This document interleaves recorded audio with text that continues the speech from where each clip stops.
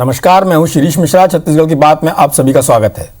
छत्तीसगढ़ में सत्ता पक्ष पूरी दमदारी से उन मुद्दों को आगे बढ़ा रहा है जो आने वाले 2023 के विधानसभा चुनाव में उसे फिर से जनता का साथ दिला सकें।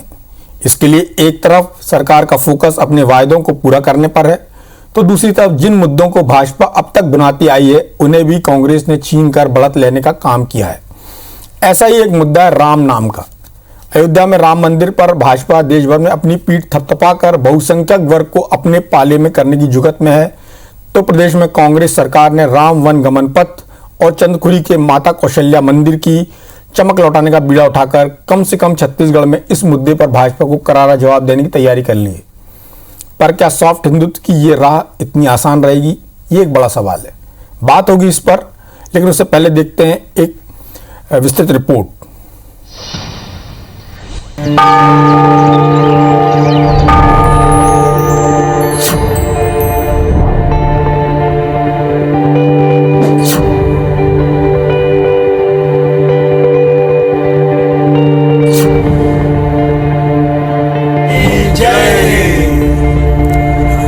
बीते 2.5 साल की ये चंद तस्वीरें बताती हैं कि छत्तीसगढ़ में सत्ता बदलते ही सियासी सिंबल भी बदलने लगा है। तभी तो राम की सियासत पर बीजेपी का एकाधिकार नहीं रहा। कांग्रेस को भी राम की भक्ति रास आने लगी है। आगे बढ़ें, उसके पहले एक बयान सुन लीजिए। अरे राम सबके हैं, किसी एक के नहीं है कि आपके पास उसका क्या कहेंगे, उसको कॉपीराइट नहीं है। जी हाँ, मुख्यमंत्री भूपेश बघेल का ये बयान इस बात की तरफ इशारा कर रहा है कि आगामी विधानसभा चुनाव में छत्तीसगढ़ में धान, किसान और प्रमुख मुद्दों के अलावा एक मुद्दा राम का भी होगा। निश्चित तौर पर छत्तीसगढ़ बीजेपी के लिए ये बड़ी चुनौती साबित होगा। दरअसल बीजेपी अब तक कांग्रेस को हिंदुत्व और राम विरोधी बताती आई है, लेकिन अब भूपेश सरकार पूरी तरह से राम की शरण में है। राम वनगमन का विकास, माता कौशल्या मंदिर का जीर्णोद्धार, चंद्रखुरी में राम की ऊंची प्रतिमा का निर्माण, अयोध्या राम मंदिर के लिए मुख्यमंत्री भूपेश बघेल का दान और 2 साल पूरे होने पर चंद्रखुरी में भूपेश मंत्रिमंडल का जश्न मनाना इस बात के उदाहरण है।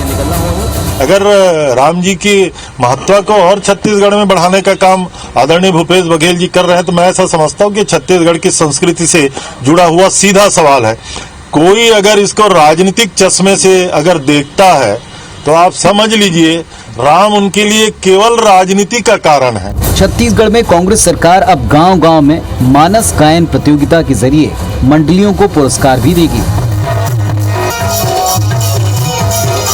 सरकार की कोशिश है कि मानस मंडली के बहाने वो हर घर तक पहुंचे। सरकार की इस पहल पर बीजेपी ने तंज कसते हुए कहा कि काठ की हांडी बार बार नहीं चढ़ती। जो पार्टी राम के अस्तित्व को नकारती रही वो अब राम की बात करे तो अटपटा लगता है। वहीं बीजेपी के इस हमले पर मुख्यमंत्री भूपेश बघेल ने पलटवार किया। उन्होंने कहा कि हम राज्य की संस्कृति को आगे बढ़ा रहे हैं तो बीजेपी को तकलीफ हो रही है। राम हमारे थे, हैं और रहेंगे। कि आस्था और दिखावा दोनों में अंतर है। आस्था है तो भगवान राम को बिल्कुल मानना चाहिए, और दिखावे में जो मानने के बाद में यदि बोलेंगे कि बैतरनी पार हो तो बैतरनी पार होने वाला नहीं है। हमारी परंपराओं के लिए कुछ किया नहीं, हमारी अपनी जो पहचान है, सांस्कृतिक पहचान, उसके लिए कुछ किया नहीं। अब आज यदि कोई काम हो रहा है तो इनको तकलीफें हो रही है, उनको लगता है कि हमसे छीना। अरे राम सबके हैं, किसी एक के नहीं है कि आपके पास उसका क्या कहेंगे, उसको कॉपीराइट नहीं है। राम नाम की लूट है, लूट सके तो लूट। इस बात को पहले बीजेपी ने सीरियसली लिया और अब कांग्रेस के ज्ञान चक्षु खुल गए हैं। सवाल है, राम की इस नई राजनीति से आगामी चुनाव में किसे फायदा होगा? क्या बीजेपी फिर से राम को लेकर भावनात्मक वोट ले पाएगी, या फिर कांग्रेस का सॉफ्ट हिंदुत्व वाला ये स्टांस उन्हें फिर भरपूर वोट दिलाएगा? सौरभ सिंह परिहार, IBC 24, रायपुर। तो राम किसका बेड़ा पार करेंगे, कांग्रेस का, भारतीय जनता पार्टी का? लेकिन आपने जो अभी दृश्य देखे होंगे टीवी चैनल पर उस वैसे दृश्य आपने भाजपा सरकार के समय शायद ही देखे हों, जब सरकार इस तरह के आयोजन कर रही हो जहां पर राम सीता लक्ष्मण की मूर्तियां गांव-गांव में ले जा रहे हैं, उसकी यात्रा निकल रही है, सरकार पूरी बस में बैठ के जा रही है और लगातार सरकार उस मोर्चे पर काम कर रही है। भारतीय जनता पार्टी ने एक प्रयास किया था 2005 में राजिम कुंभ के बहाने एक हिंदुत्व के एजेंडे को आगे बढ़ाने का, लेकिन भारतीय जनता पार्टी के ही अंदर आपस में नेताओं का कद बढ़ाने घटाने को लेकर धीरे से वो मुद्दा पीछे हो गया। खैर, भारतीय जनता पार्टी का अपना अंदर का मामला है, लेकिन छत्तीसगढ़ की जनता को कितना फर्क पड़ेगा राम से, इस बारे में हम जानेंगे। हमारे साथ कांग्रेस के दिग्गज नेता, प्रखर वक्ता और ग्रामोद्योग बोर्ड के चेयरमैन राजेंद्र तिवारी जी हैं। तिवारी जी, आपका बहुत बहुत स्वागत है। भारतीय जनता पार्टी से बहुत सुलझे हुए नेता केदार गुप्ता जी हैं, जो लंबे समय से पार्टी का पक्ष रखते रहे हैं और बहुत अच्छे से पक्ष रखते हैं। गुप्ता जी, आपका भी बहुत बहुत स्वागत है। नमस्कार। सबसे पहला सवाल गुप्ता जी आपसे ही कर लिया जाए, क्योंकि चोट आपको ही लगेगी। एक तरह से कहा जाए कि जो चीज़ आपकी थी वो कोई दूसरे के पास जा रही है, क्योंकि आपने उस चीज़ की रखवाली ढंग से नहीं की, उस चीज़ को अच्छे से आपने ग्रूम नहीं किया, या उसका जिस तरह से छत्तीसगढ़ की जनता जिस तरह से चाह रही थी शायद उस तरह से आपने उसको एड्रेस नहीं किया। 15 साल का शासन बहुत होता है। आप चाहते तो कौशल्या माता का बहुत अच्छा मंदिर बना सकते थे, राम वन गमन पथ बना सकते थे, तो वो सारे जो चिन्ह यहाँ पे रामचंद्र जी के वन गमन के थे उसको आपने उतने अच्छे से रखा नहीं। आपके एक मंत्री ब्रजमोहन अग्रवाल जी ने इस दिशा में उस समय प्रयास किया था, लेकिन शायद लगता है आपकी पार्टी की इंटरनल पॉलिटिक्स के चलते वो उसको अमली जामा नहीं पहना पाए। आपको क्या लगता है, कांग्रेस जिस तरह से राम के लिए बढ़ रही है, नगर निगम में देखिए तो राम धुन बज रही है, उसके अलावा मानस मंडलियों को जो सरकार सहायता देगी, तो सरकार गांव तक पहुंच चुकी है, खेत तक पहुंच चुकी है, घरों तक पहुंच चुकी है, अब लोगों के दिलों तक पहुंच रही है। देखिए, दिलों तक पहुंचने के लिए दिल साफ होना चाहिए। रामचरितमानस का एक दोहा है, स्वार्थ लाग करे सब प्रीति, सुनदर मुनिजन की यह रीति। तो जब कांग्रेस ने देखा कि पूरा देश राममय हो गया, अयोध्या में जो 500 वर्षों की लड़ाई थी वो भारतीय जनता पार्टी कहीं ना कहीं उस पर अग्रणी दिखी। और सिर्फ अग्रणी नहीं, हमने अपने चुनावी घोषणा पत्र में, केंद्र के चुनावी घोषणा पत्र में, उत्तर प्रदेश के चुनावी घोषणा पत्र में, कह रहा हूं मैं, चुनावी घोषणा पत्र में हमने राम मंदिर का मुद्दा रखा और राम मंदिर के लिए लगातार लड़ते रहे। और आखिरी में जब राम मंदिर बनाने का फैसला कोर्ट से आया तो उसके निर्माण के लिए पूरे देश में पारदर्शिता के साथ लोगों से सहयोग लिया। यहां तक 10 रुपए का भी कूपन जो सब्जी बेचने वाले हमारे भाई बहन है उनसे भी कलेक्ट किया, और जो लाखों रुपए की राशि चेक के माध्यम से देने वाले थे उनसे भी कलेक्ट किया। तो ये जो राममय वातावरण भारतीय जनता पार्टी के साथ दिखता है भारत में, अगर राम को देखते हैं तो राजनीतिक रूप से अगर किसी पार्टी से उसका जुड़ाव दिखता है तो भारतीय जनता पार्टी से दिखता है, क्योंकि हमारे मैनिफेस्टो में रहा है वो। और जहां तक कांग्रेस पार्टी का सवाल है तो राष्ट्रीय स्तर पर हम देखते हैं हमेशा राम के नाम को खत्म करने का प्रयास इनके राष्ट्रीय नेतृत्व ने किया है। केदार जी, मुझे अच्छे से याद है, मैं एक लाइन और कहना चाहता हूं डॉक्टर साहब, मुझे याद है सोनिया जी ने स्पष्ट रूप से कहा था कि राम नहीं थे, राम एक काल्पनिक कहानी है और इसके अलावा कुछ भी नहीं है। और इन्होंने दस्तावेज के माध्यम से और एफिडेविट दिए थे इन्होंने। तो मैं कहता हूं सुप्रीम कोर्ट में, तो मैं कहता हूं जो पार्टी ने कभी राम के अस्तित्व को स्वीकार नहीं किया वो आज राम की बात कर रहे हैं, तो कहीं ना कहीं स्वार्थ लाभ करे सब प्रीति का शाश्वत उदाहरण अगर कोई दिखता है तो कांग्रेस में दिखता है। चलिए, स्वार्थ लाभ करे सब प्रीति आपकी पार्टी ने किया कि कांग्रेस ने किया? आपने राम मंदिर के लिए यात्रा क्यों निकाली, और आपकी पार्टी के जो तत्कालीन नेता थे वो इसको अंजाम तक क्यों नहीं पहुंचा पाए, वो एक अलग विषय है। उत्तर प्रदेश में क्या हो रहा वो अलग विषय है। मेरा सीधा सवाल ये था कि छत्तीसगढ़ में जो कांग्रेस जिस तरह से जन जन तक पहुंच रही है, हर वर्ग को, हर मुद्दे को एड्रेस कर रही है, और ये एक मुद्दा जो जिस पर भूपेश बघेल जी ने कहा भी कि आपका कॉपीराइट नहीं है, लेकिन लोग ये मानते थे कि उसमें आपकी पार्टी का कॉपीराइट है, तो वो कॉपीराइट भी आपके पास जाता हुआ दिखाई दे रहा। छोटा सा उत्तर चाहूंगा। नहीं, बहुत स्पष्ट है। जब अभी राम मंदिर अयोध्या में निर्माण शुरू हुआ और छत्तीसगढ़ के एक एक व्यक्ति ने और छोटे से छोटे व्यक्ति ने इसमें आस्था प्रकट की और 10 रुपए भी अगर देना चाहा तो हमारे राम भक्तों ने उनसे कलेक्ट किया, इसलिए ये कॉपीराइट का सवाल नहीं है, आस्था का सवाल है जो भारतीय जनता पार्टी के साथ जुड़ा है और जनता उसे स्पष्ट रूप से देखती है। ये षड्यंत्रकारी लोग हैं जो भेष बदलकर जाते आते रहते हैं। जैसे रामचरितमानस की बात करें तो रावण ने तो साधु का वेश बनकर सीता जी का अपहरण कर लिया था और बाद में मारा गया। तो ये निश्चित से भावनात्मक रूप से लगाव होना चाहिए राम पे, और अभी नहीं। मैं एक बात और कहना चाहता हूं 5 सेकंड में कि 1990 के दशक में तो इनकी सरकार मध्य प्रदेश में हुआ करती थी। माननीय भूपेश जी भी मंत्री थे, धनेन्द्र साहू जी मंत्री थे, सत्यनारायण भैया मंत्री थे और रविंद्र चौबे जी मंत्री थे। तब क्या राम वनगमन याद नहीं आता था? कौशल्या माता मंदिर याद नहीं आता था? अब यहाँ पर जब राममय वातावरण पूरा भारतीय जनता पार्टी के साथ दिख रहा है लोगों को, तब ये राम की ओर जा रहे तो निश्चित रूप से षड्यंत्र है और उड़ा हुआ एक लबादा है जो समय रहते आता है और जाता है। चलिए, राजेंद्र तिवारी जी भी हमारे साथ हैं। तिवारी जी, आपने केदार गुप्ता जी को सुना होगा और आपकी पार्टी जिस तेजी के साथ रामचंद्र जी की जो ननिहाल है उस पर काम कर रही है, कौशल्या माता के मंदिर के लिए, वहाँ राम भगवान जी के मूर्ति के लिए काम कर रही है। इसके अलावा राम वन गमन पथ पर भी आपकी पार्टी की सरकार बहुत तेजी से काम कर रही है। क्या आपको लगता है कि इस प्रदेश की जनता राम के मुद्दे पर आपके बजाय भारतीय जनता पार्टी पर विश्वास करेगी? डॉक्टर मिश्र, मैं आपसे मुखातिब हूं।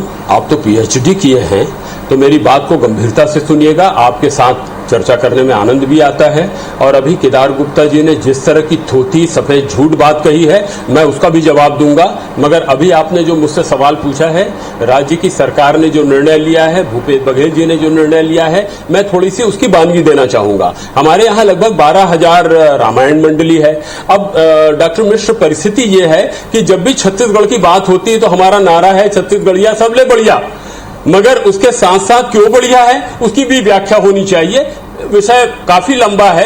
मैं संक्षिप्त में बताना चाहूंगा कि 44% वनाच्छादित खनिज संपदा से भरपूर हमारा ये क्षेत्र। मगर जब हम आध्यात्मिकता की बात करेंगे, आध्यात्म को स्पर्श करेंगे, तो सिवाय राम के हम छत्तीसगढ़ की परिकल्पना भी नहीं कर सकते, क्योंकि राम की ननिहाल है छत्तीसगढ़। माता कौशल्या का मंदिर है, उनका जन्म स्थान है। हालांकि भारतीय जनता पार्टी के अजय चंद्राकर ने तो उसको पूरी तरह से थोथा और झूठा करार किया। मगर चलिए, हम 12,000 जो हमारी मंडली है उसको प्रत्येक गांव में प्रतियोगिता स्थापित करके जो गांव में जीतेगा रामायण मंडली उसको 5,000 रुपए देंगे। अगर वो ब्लॉक स्तर पे जीता तो 10,000 देंगे। जिला स्तर पर वो मंडली अगर जीतेगी तो फिर उसको 50,000 रुपए देंगे और राज्य स्तर पर 5 लाख रुपए देंगे। प्रथम द्वितीय पुरस्कार 3 लाख का, तृतीय पुरस्कार 2 लाख रुपए का। अब इसकी बानगी समझने की आवश्यकता है, इसके तथ्य को समझने की आवश्यकता है कि भूपेश बघेल जी ने ऐसा क्यों किया। भूपेश बघेल जी जिस दिन से आए हैं उनका लक्ष्य देख लीजिए कि वो छत्तीसगढ़ की जो विलुप्त होती हुई संस्कृति थी उसको पुनर्जीवित करने का काम कर रहे हैं, जिसको भारतीय जनता पार्टी ने ताक पे रख दिया था, जिस पर कभी चर्चा भी नहीं होती थी, क्योंकि उनको छत्तीसगढ़ की परंपरा से, छत्तीसगढ़ की संस्कृति से कोई लेना देना नहीं था। अब बिना राम के छत्तीसगढ़ की संस्कृति को, जिसको हम जीवित करने जा रहे हैं, जिसको काफी हद तक हम आगे बढ़ा चुके हैं, कल्पना नहीं हो सकती। अब परेशानी यह है, हमारे यहाँ जो रामचरितमानस का पाठ होता है, रामायण मंडली हम बोलते जरूर हैं, रामायण तो वाल्मीकि ने लिखी और रामचरितमानस तुलसीदास ने लिखी, तो तुलसीकृत रामायण जो रामचरितमानस है उसका पाठ होता है। आत्मप्रकाश शुक्ल की पंक्ति याद आ रही है कि आखर अकार सो ओम सो मकार सुन प्रणभ पुकार सो तिहारो घर नाम है। शीश तो आकाश में ज्योति को उजास बार बार को विलास तब धरो धरा धाम है। नाम सो अनाम और अनाम हु सो कोटि नाम, आखर अरख में अकाम है सकाम है। और जग है गुलाम जाए तेरे कहे राम, कोई हुलसी के पूत कवि तुलसी के राम है।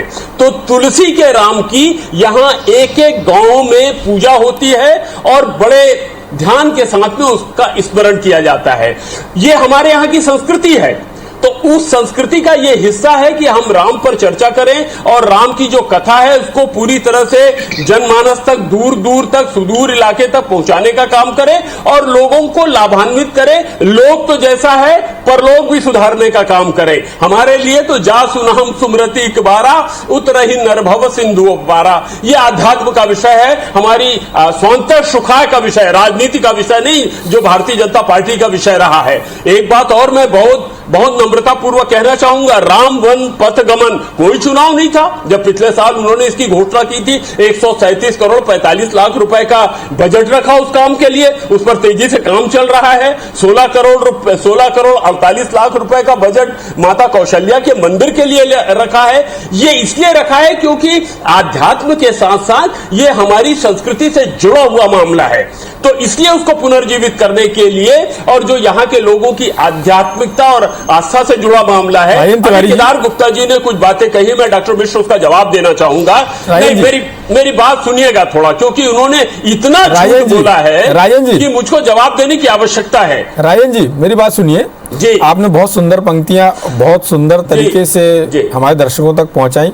राजन जी, आप केदार गुप्ता जी के आरोपों पर, उनकी बात पर जवाब देना चाह रहे थे, आप अपनी बात को कंटिन्यू कर सकते हैं। मैं डॉक्टर मिश्र, हाँ, मैं आपके सामने कह रहा हूं, एक प्रबुद्ध एंकर के सामने मैं बैठा हुआ हूं, बड़ी जिम्मेदारी से बात कर रहा हूं। भारतीय जनता पार्टी के कुछ चुनिंदा नेता हैं जिनमें मैं केदार को स्थान देता हूं, छोटे भाई जैसे हैं मेरे।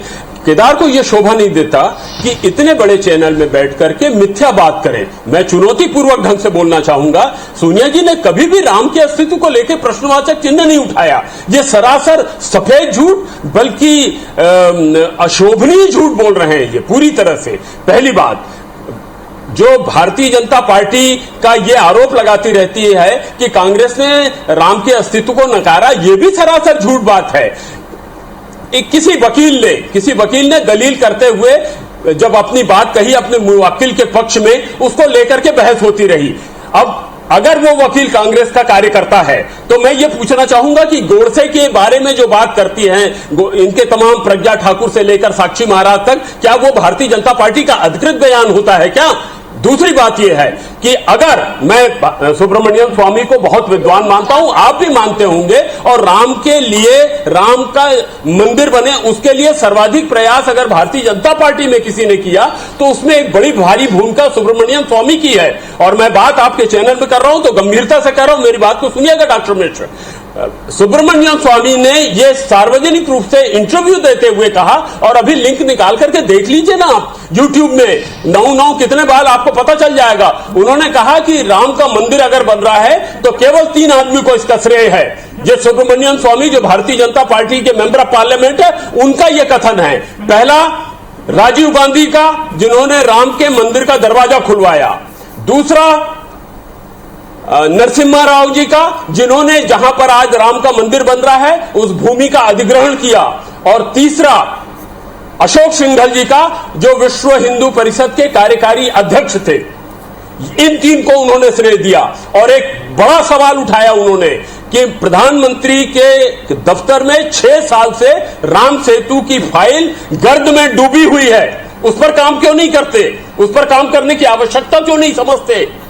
भारतीय जनता पार्टी ने झूठ बोलने का एक अभियान चला करके रखा है। हमारे लिए राम आस्था का प्रतीक है। हमारे लिए, जैसा मैं, आंख कहां लगती है किसको गम है, आंखों में कुर्सी है, परचम है। चलिए राजन जी, मेरे पास समय कमी है, केदार गुप्ता जी कुछ बात कहना चाह रहे थे। राम तंगे हैं इनके लिए झंडों पर। देखिए, बहुत स्पष्ट है, ये लोग खाली लबादा उड़ते हैं। मेरी बात पूरी हो जाने देते। तुष्टीकरण के साथ ये राजनीति करने का कांग्रेस पार्टी का पुराना इतिहास रहा है। जब जैसा विषय आता है वैसा ये उड़ते हैं। चलिए राजन जी, हमारे नेताओं ने पहले कहा था कि एक समय आएगा कि कांग्रेस के नेताओं लगती है किसको गम है, आंखों में कुर्सी है, परचम है, मर्यादा छा गई चिता के कंधों पर। इनके लिए कूचे कूचे राम टंगे हैं झंडों पर। राम नहीं होता किसी के झंडों का, सन्यासी साधु संतों या पंडों का।